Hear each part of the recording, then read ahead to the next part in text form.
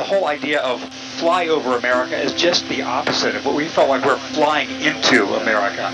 For more than 4 years, journalists James and Deborah Fallows traveled the country in a single-engine prop plane to learn from Americans in smaller communities. We're 357 is about 3 miles out on the right base. When we went into the towns that we visited, we never asked people about national politics. We went in asking about, what's your town like? What drives you? What are your problems? How do you fix them? There's this other America not fully recognized of people inventing new ways to get things done. We've seen it in Ajo, Arizona, in Fresno, in Winters, California, in Sioux Falls, South Dakota, in Burlington, in Eastport, Maine. Hopscotched nearly 50 towns in all. They chronicle the experience in their new book, Our Towns, a 100,000-mile journey into the heart of America.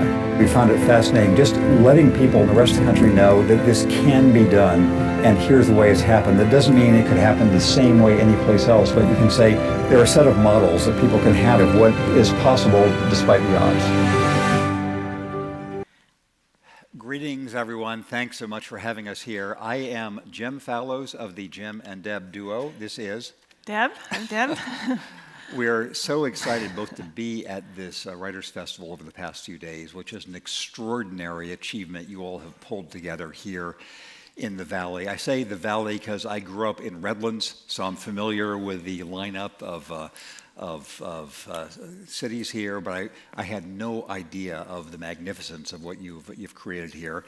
And we're also really delighted to have a chance in this setting to talk about what Deb and I have been seeing around the country for the last now 7 years almost. And also in this scale where after we give you an idea, we're going to talk between ourselves about what we've seen. This is a scale where we can have questions and discussion, so we'll make sure to allow time for that. You will very, very quickly get an idea of the vibe of our marriage, which has now gone on since we met on a blind date at age 18. The vibe will be, the vibe will be, I will say something, Deb will start rolling her eyes, I will get that cue, I'll say, Deb, perhaps you'd like to correct this. Does this ring a bell to anybody in the room? Yeah. So Deb, is that a fair setup? That's a setup, right. So yes, that's as close as I get to assent and support. So I'm going to tell you a little bit about what we have, what brought us here. So I've worked for The Atlantic for a very, very long time. Back at the dawn of time, I worked for Jimmy Carter as a speechwriter in the White House.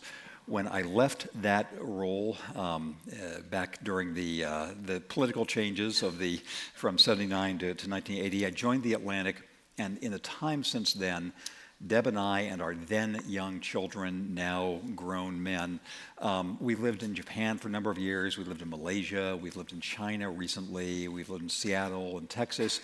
We've taken advantage of the joy of the reporter's life, which is showing up someplace and learning what you didn't know until you got there. And when we came back from China, most recently in 2011, we thought, it's time to apply this approach to the U.S. using the vehicle of the little airplane that you saw in the film. Are there any other pilots in the room or pilot aspirants?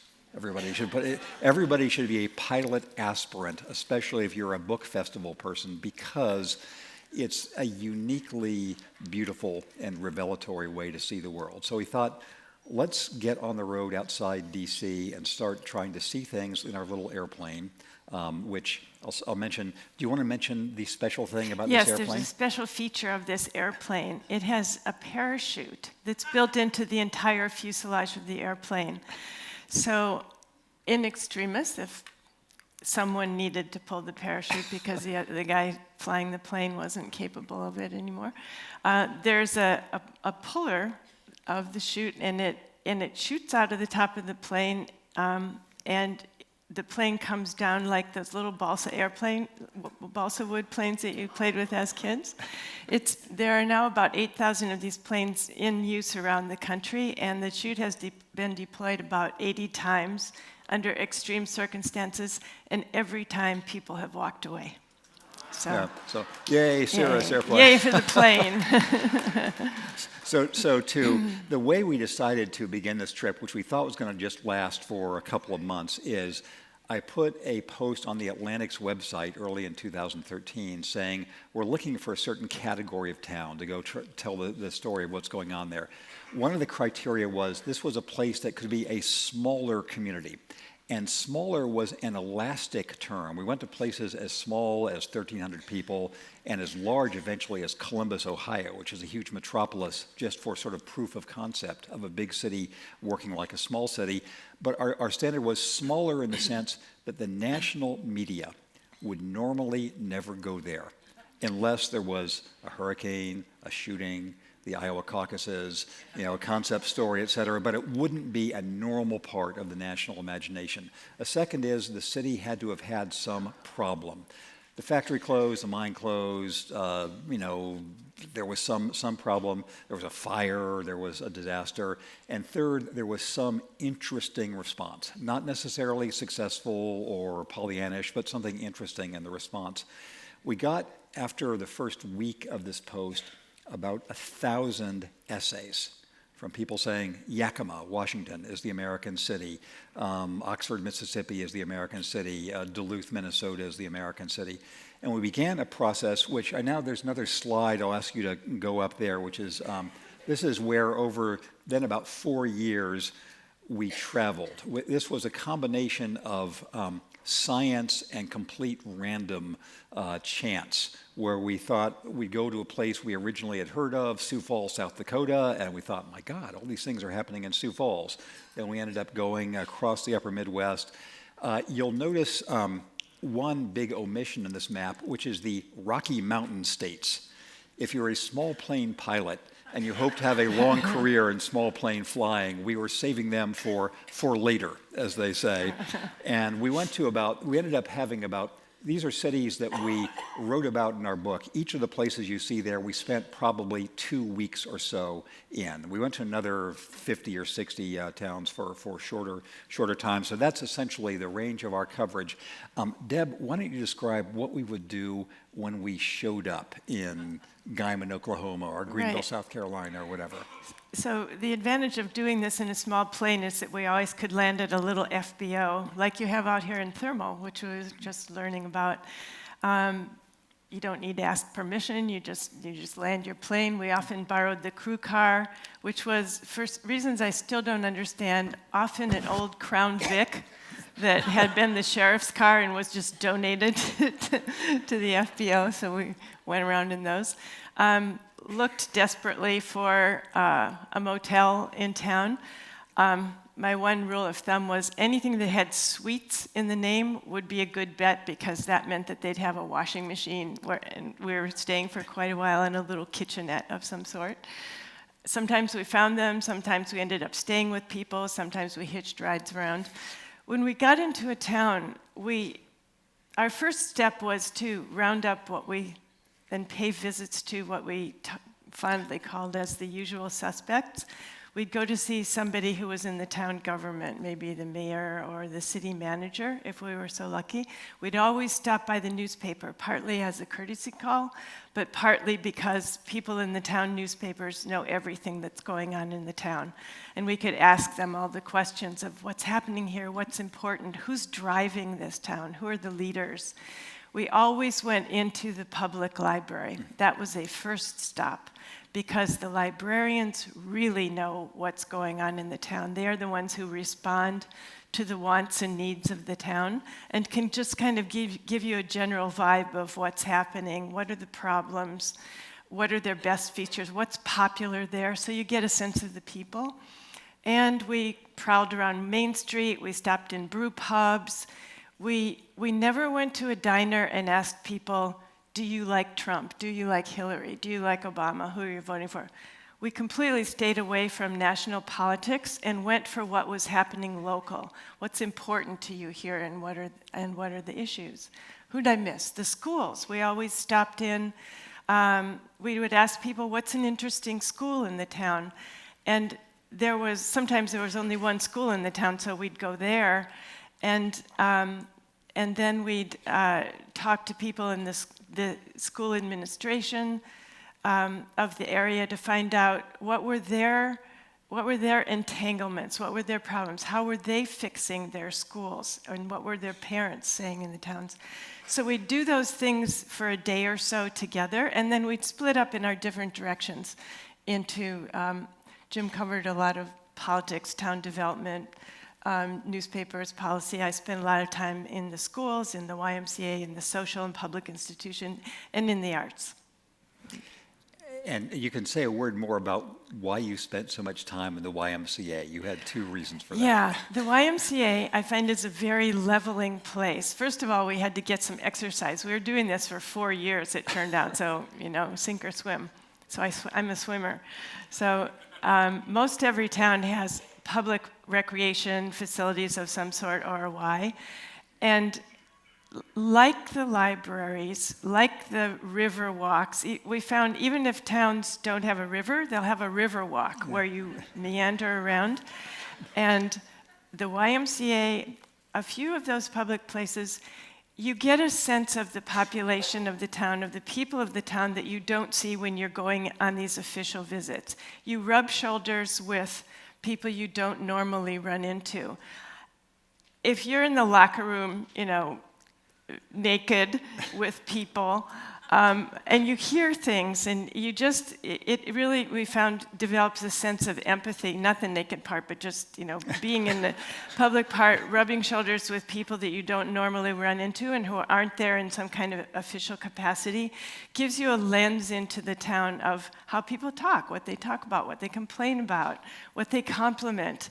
And so the public institutions we found were just critical, starting with the libraries. Yeah. So the reason we ended up writing a book together, and I view writing books as challenging, but of course uniquely delightful when doing it with one right. spouse. With no source of friction friction or disagreement. And we're still married, and next year we will have been married for? Well, this year or next year? Okay. Next year we will have been married for 50 years, right. Okay. dear. Yeah. Okay. So it's anyhow, we've been through this. So the reason we wanted to write a book is, even though it's difficult to write books in my experience, is we felt we'd seen things that needed more attention in the national sense of what America is like in these times. And the way to boil down a million observations to just a couple is there was one main point we were conveying, which I've mentioned at a couple of other panels I've been on at the conference, which is the festival, which is that at just the time when the national level sensibility of the U.S., ability to get things done, sense of purpose, however you want to define it, whenever national level comity in the U.S. is at some near historic low point.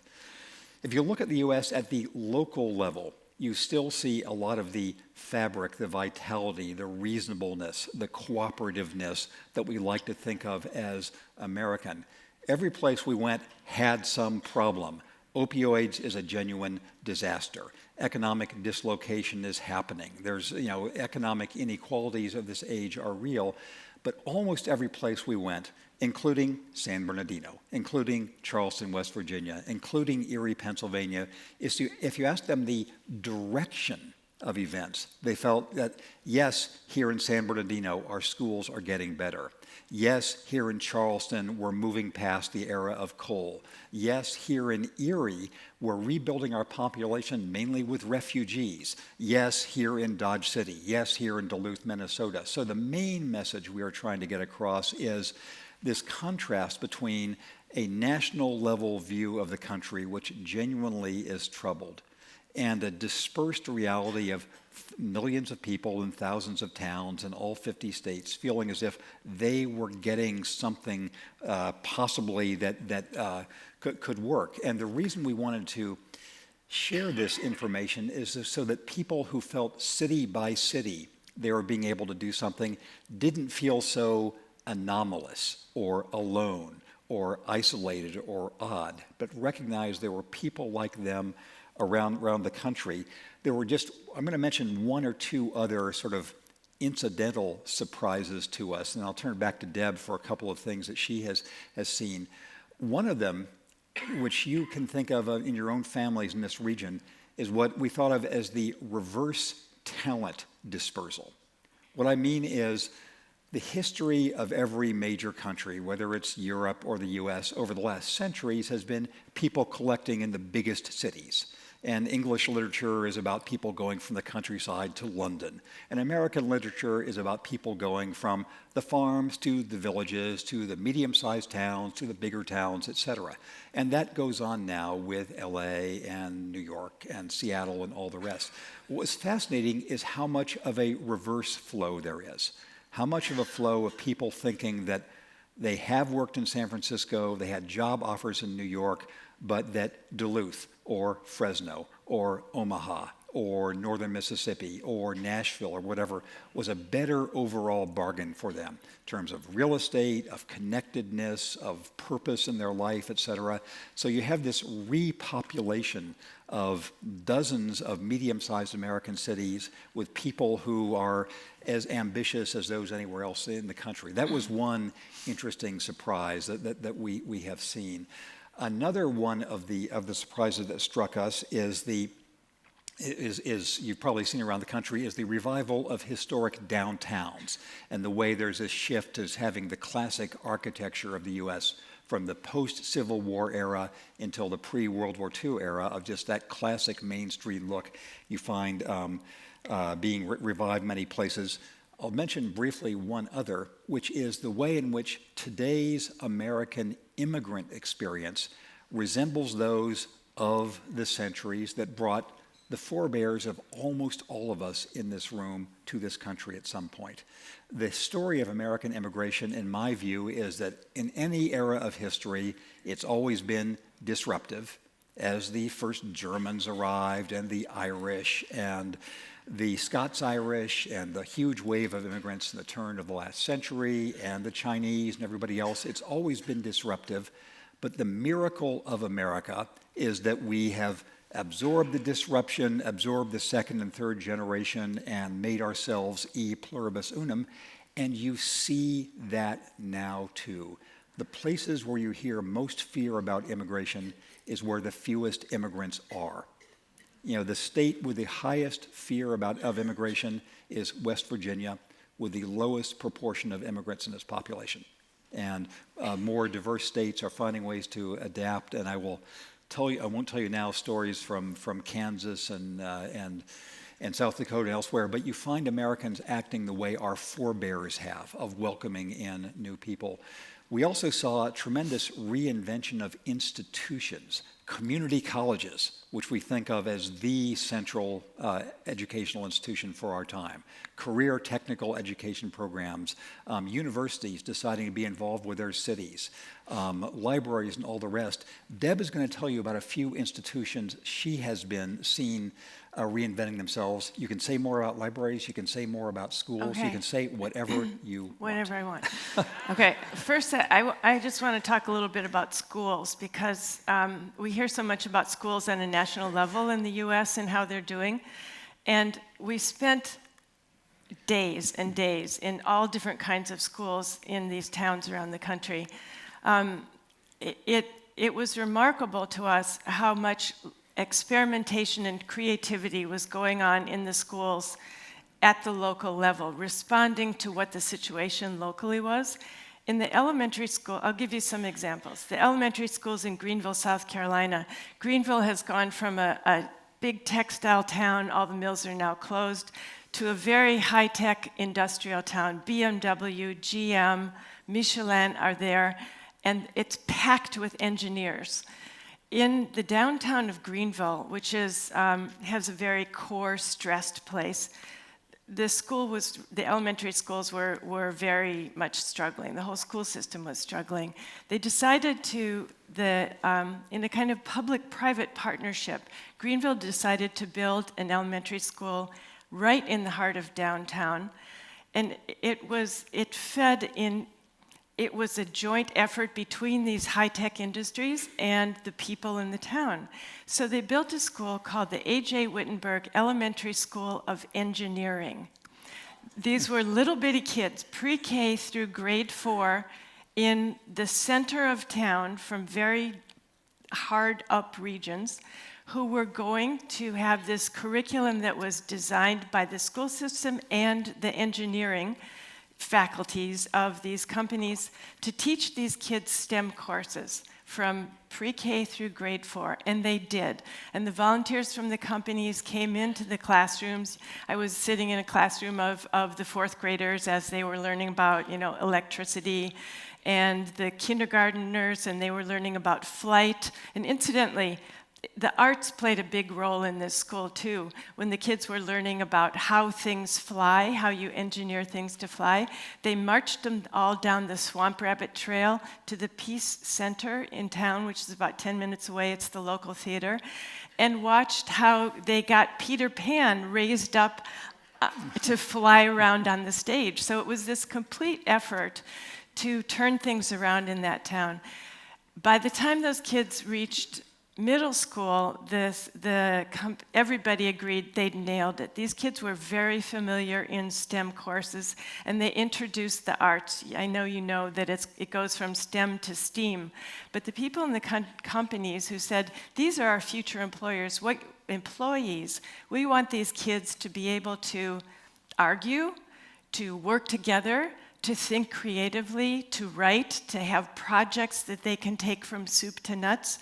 So they incorporated the arts into all these STEM programs, and then it goes on through the high school, and they're creating a whole new way of teaching and learning in Greenville, South Carolina. Onto the high schools, San Bernardino, which Jim has mentioned, is a fantastic example of the kind of creativity that's going on. In San Bernardino high schools, they were about 10 or 15 years ago, had a graduation rate of in the 60%, 60, 62, 65%. They were losing so many kids out of high school, and decided with the cooperation of the school superintendent, who was a hard-charging guy, the city government, the whole school system, to revamp the schools from traditional liberal arts schools on a college track schedule to a form that would be relevant to these kids' lives, that would feed into the kinds of career possibilities, job possibilities that are there, and to give them very high-tech related skills. So they built a few new schools. It was Arroyo Valley High School where we spent some time. Every child, every young student in the high school is on a track of make your choice, robotics or nursing or emergency medical treatment. CSI is a popular one, crime scene investigation, it's a thing. Automotive, culinary arts, you name it. But kids are coming out of these high schools not only with, well, let me tell you how it works. So they have a traditional curriculum, but if you're in the automotive division and you're learning math, you're learning your math according to what you do with cars and how things that you measure. Same thing with robotics, so that the subject matter they're learning is relevant to the track that the kids are on, which they choose themselves. So by the end of 4 years, they were coming out of schools as pre-trained nurses with certificates, having done internships in the hospitals or clinics around the town, and being able to exit with a skill, with a certificate, with an ability to pivot, that even if they didn't get a job in their hometown, they had this ability to move on with what was in their backpack then to a different kind of career. In the space of about 10 years, they turned around the graduation rates in the high schools in San Bernardino from the 65% to 95, 98%, which is one measure of how it worked. And on to the next higher level, as Jim mentioned, the community colleges. We spent a lot of time in Northeast Mississippi in an area called the Golden Triangle. They used to have plants that manufactured blue jeans and toilet seat covers, and what else was there? Headstones for the Pentagon until they lost the contract and started making buildings out of headstones. So everything went away. There's a long backstory of a sheriff's son from Arkansas who came together with a very dynamic African-American woman who lived in the area, and they attracted $5 billion of new heavy industry in that part of town. So they're making helicopters, engines. Yokohama Tire and Rubber came in. They're doing, what else? And you're getting to the community college. I'm getting to the community college.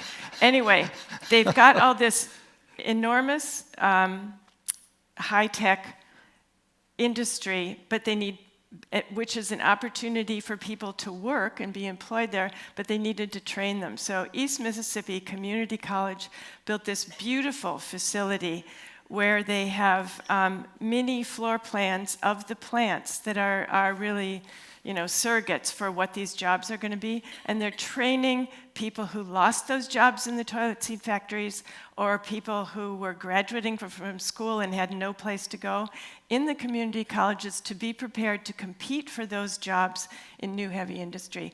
And we spent some touching moments to see how this wasn't just a community college, although they're fantastic and kind of the next wave of opportunity, but they come with all the pomp and circumstance of getting a higher degree. So you could feel the pride of the people who were going to the community colleges. You could see the hope that they had someplace to go when they graduated from there. Maybe they went on to four-year colleges, maybe they went to these factories, but they had a chance to turn to a new life. So we come with all this reporting that we've done with a great sense of optimism of where education can be going place by place by place around the country.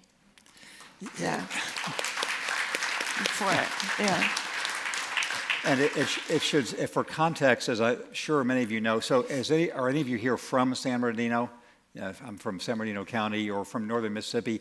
Most of the students that Deb is talking about are non-white and poor and often first-generation Americans and first-generation college students who are making this leap. Before queuing Deb up for another story, I'm going to make two concept points. One is to answer the question that may be in some of your minds, can this possibly be true? Let me give you reasons of why we think it can possibly be true and a way you can test this thesis for yourself. And then the other question is going to be, if it's true, then what? Can it possibly be true? There's a very interesting new major survey going on from the American Enterprise Institute in Washington, in a long-time conservative-oriented institute, trying to say what is Americans' attitude about their lives, and do a longitudinal survey over many years under an investigator named Sam Abrams, who's now at Sarah Lawrence. They put out their first big finding last year, which was that by a significant margin, Americans around the country feel bad about the country. They think the country is going in the wrong direction. They don't think its future is as bright as its past, et cetera, et cetera. It's about a 65-35 margin for that. By a larger margin, 75-25, Americans feel good about where they live.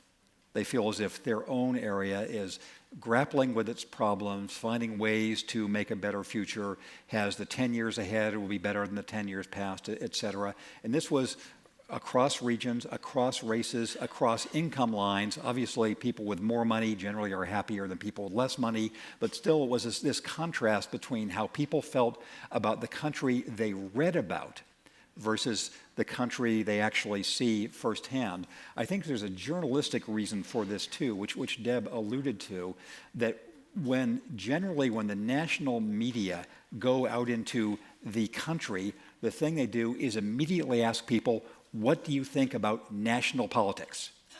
Do you like Trump? Did you like Obama? Did you like Romney? Who you're voting for? Our experience is whatever follows that question will be the least interesting part of your day. Because you're not going to hear anything you haven't already heard 5 billion times. But if you ask people, what about the community college? What about the library? Who's moving here? Who's moving away? People are rich and interesting in their perspectives. Yes, there are serious problems around the country, but data seem to support the idea that people feel as if the country they know personally is moving more, still acting like America. And I suggest if you go to places, as Deb was saying, you haven't experienced before, and don't ask people national politics, but ask them about local things, I think you'll get a similar answer. Assuming for a moment that what we're saying is true, what then? We have at the end of our book a checklist of 10.5 points, ways you can see whether a town is on the right direction. If you ask me, I'll tell you what the half point is.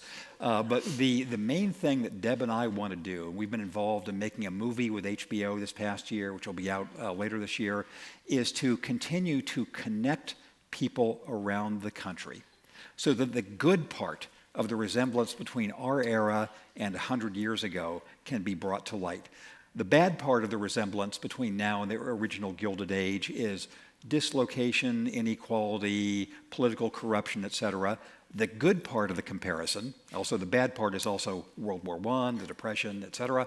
The good part of the comparison is that when there were the troubles of the late 1800s and early 1900s, there was a huge flowering of independent reform movements. The good government movement in California and elsewhere in the upper Midwest, the Jane Addams movement, the black rights movement, the women's rights movement, the dawning environmental movement, all these things got momentum and eventually flowered.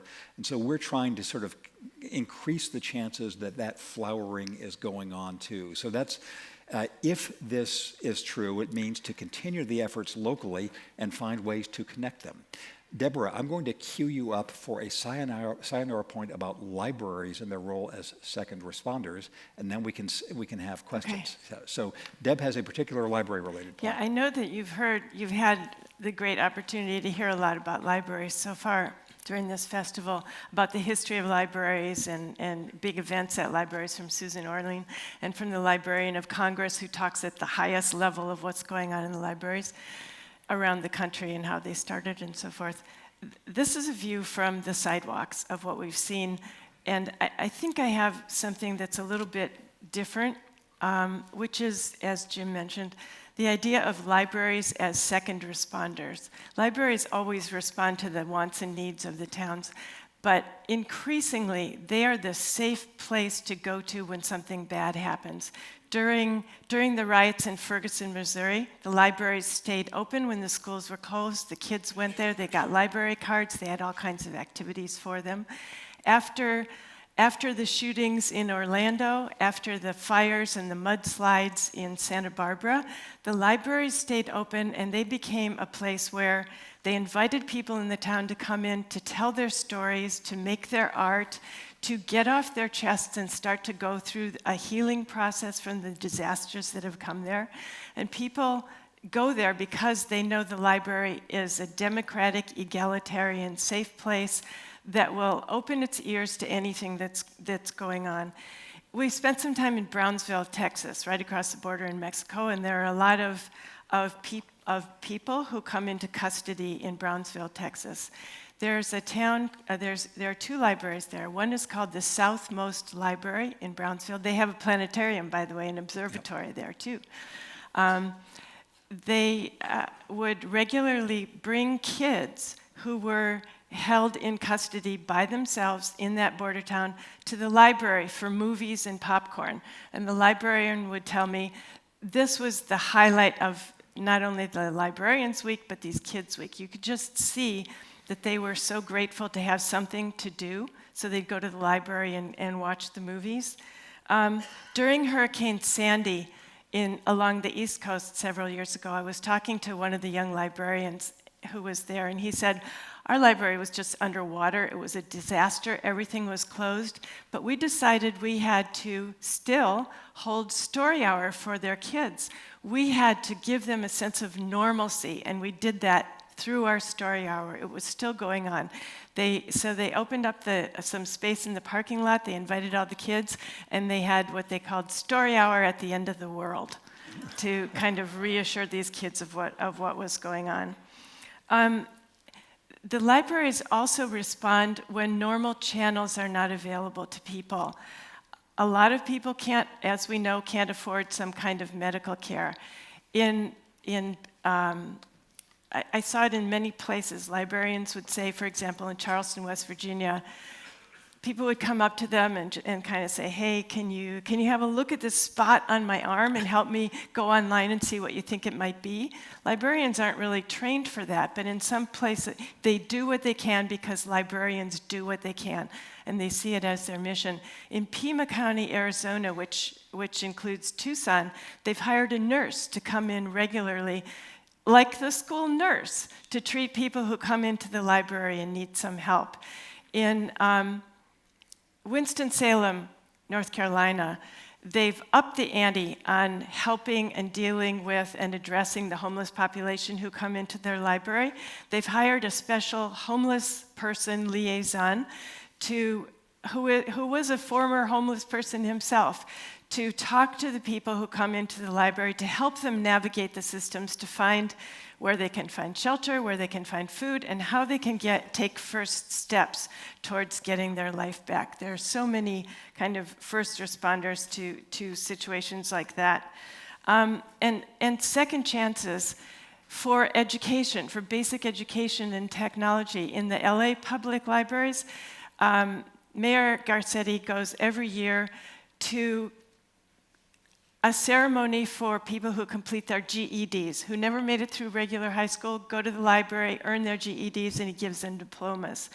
And as a counterpart, in Jim's hometown of Redlands, the most popular volunteer program is adult literacy, adults teaching other adults how to read.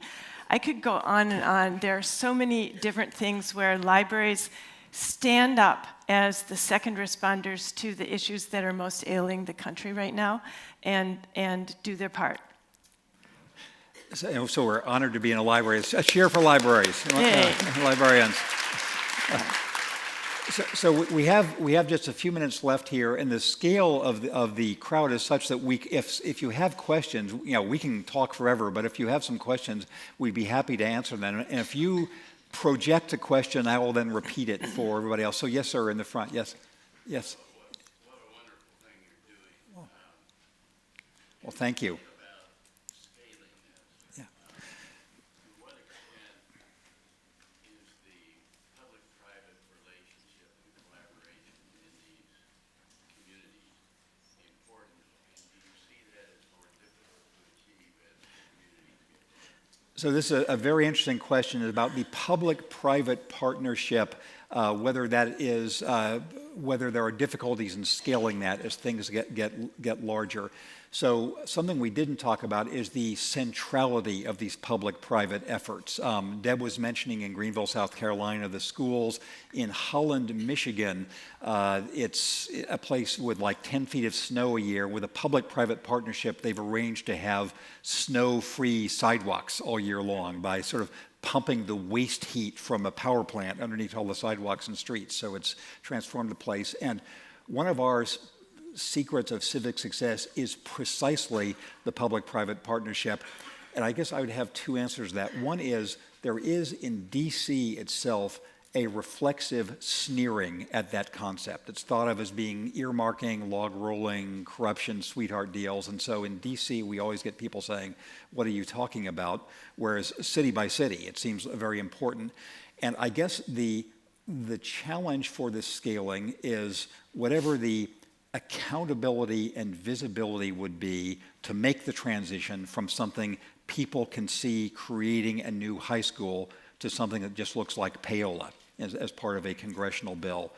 And probably we've seen a number of regional efforts. I'm thinking in the Danville area of Virginia and North Carolina, which is a dispersed region of former textile mills, former tobacco places, former furniture mills, where they were all devastated at once, and they collectively have found over like a 100-mile region a way to do something. So maybe that's the next step of scaling, of finding ways to have regional partnerships. And I would just add one thing to the scaling question, because I had this refrain that went around in my mind time and again, particularly in the schools or places which was, you feel like you're saving lives one child at a time.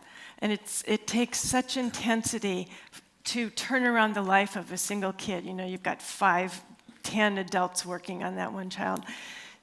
changing that, so that was a really distressing thing, but seeing the steps that are being taken to create programs and models that other towns can copy so that you can at least make some forward progress, that it's not a one-off or it's not a one-by-one, but it's at least a group, and let's take it to another town and show you how to also do this and get a bigger group.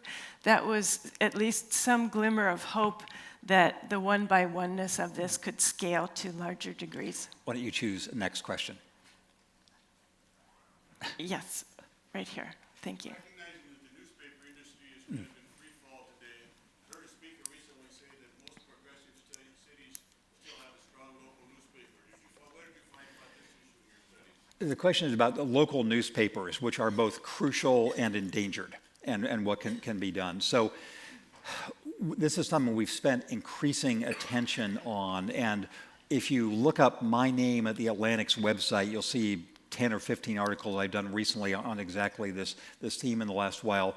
I think on the one hand, the need for locally oriented news is acute, for knowing what's happening to the schools, what's happening with the city government. I mentioned at a previous session that cities without a local newspaper, their bond rating deteriorates because nobody can trust how the money is going to be spent. So the need is acute. The trust for local journalism is still fairly strong. There's still a sense that local publications are accountable and part of the community, et cetera, et cetera. The problem is seems to me, it's not simply the overall tectonic avalanche of advertising revenue from news media in general to online sources in general over the last 20 years. It's a particular business model for small publications as they've been bought up by private equity chains and hedge funds, which require a larger profit level than they can sustain. And so the business model has been essentially to cut until they lose all their relevance.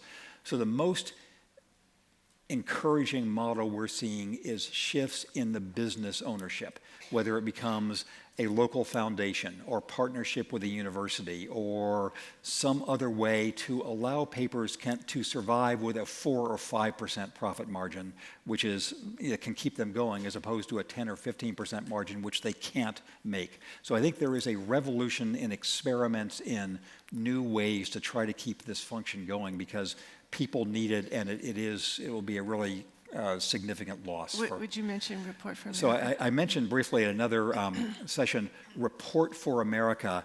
I urge you all to check out its website. This is like a much better version of Teach for America, in my view. It's a way to match the need for local journalism with the number of young people who want to do this with a very modest business model. The shortest version is for $40,000 a year, they can equip a small broadcast station or newspaper with a reporter on a new beat, whether it's water supply in the Coachella Valley or whatever. $10,000 comes from the publication, $10,000 from local charity, $20,000 from Report for America. They've gone from 13 people 2 years ago to 61 people last year to 250 people this year, and they're aiming for 1,000 next year. So check out Report for America, and that's one way to have action. Yeah, Deb. why did you choose? No, you were the girl. Yes, ma'am. Yes. I'm a big fan. Oh, thank you. I'm a huge fan. We've got to get your message out. I mean, I could see buying up 500,000 of your books and sending them all over the United States to everybody who's on a political committee or, a sheriff of towns or whatever. But we've got to figure out how to get this message out, that we are indeed a nation of individual strivers who work together and still are in that position we were in 200 years ago, and that we have nothing to be ashamed of, and how we go after problems, and the local people can solve problems. We do not need the government. take that one. Yeah, so Thank you. I will take the last 30 minutes of our session to say thank you so much. There was a wonderful action plan to airdrop our book across the country. but the main question of how to get the message out is at the forefront of our minds right now. We have spent this last year, as I said, making a movie. So HBO is having a big push behind a movie for which we are the talent going around the country. But the thing we are seriously thinking about now is what can we personally best do in the next 3 or 5 years to kind of spread this message. We'll look forward to being in touch with all of you. Thank you for having us here. Thank you. Thank you.